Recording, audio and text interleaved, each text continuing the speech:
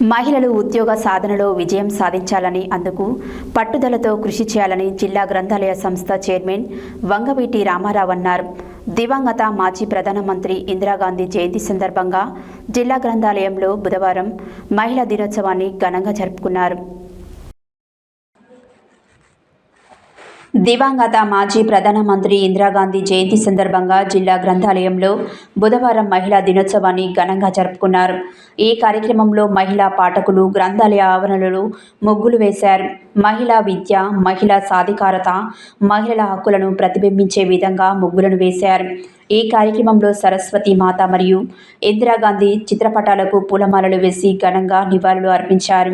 ఈ కార్యక్రమంలో జిల్లా గ్రంథాలయ సంస్థ చైర్మన్ వంగవీటి రామారావు, కార్యదర్శి బాలమ్మ మాట్లాడుతూ, నేడు ప్రభుత్వం పురుషులతో సమానంగా మహిళలకు విద్య, ఉద్యోగ అవకాశాలు కల్పిస్తుందని, కాబట్టి మహిళలు తాము ఎంచుకున్న రంగంలో ఎదగాలని వారు ఆకాంక్షను వ్యక్తం చేశారు.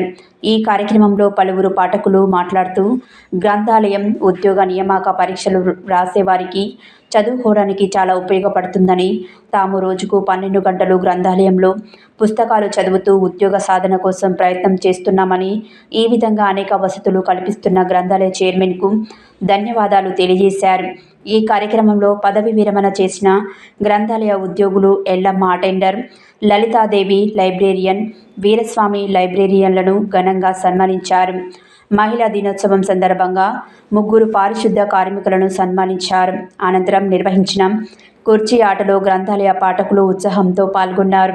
కార్యక్రమంలో స్ఫూర్తి క్లబ్ సభ్యులు అడ్వకేట్ రమాదేవి, ఆండాల్, ప్రమీల, లైబ్రేరియన్లు శ్యామ్సుందర్ రెడ్డి, విజయభాస్కర్, రంగారావు, సృజన, ఉపాధ్యాయురాలు సుమతి, పుష్పలీల, రోజా, రమణి తదితరులు పాల్గొన్నారు.